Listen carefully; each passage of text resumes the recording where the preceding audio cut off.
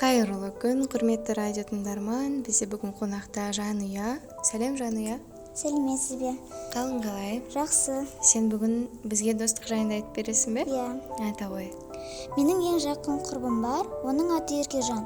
Біз бір-бірімізге ойнаймыз, бір-бірімізге көмектесеміз, қамқор боламыз. Кейде ренжіп қалатын күндеріміз болған. Бірінші біз бір-бірімізден кешірім сұрап достасатынбыз. Сіздер де достарыңызға мейірімді, қамқорлы болыңыздар. Сіздермен болған мен Жанұя, ендеше қош сау болыңыздар. Керемет, Жанұя. Досыңнан бірінші кешірім сұрайсың, иә? Иә. Әрдайым бір-біріне көмектесіп жүресіңдер. Қазақтың әдемі бір мақалы бар. Дос жылатып айтады, дұшпан күлдіртіп айтады.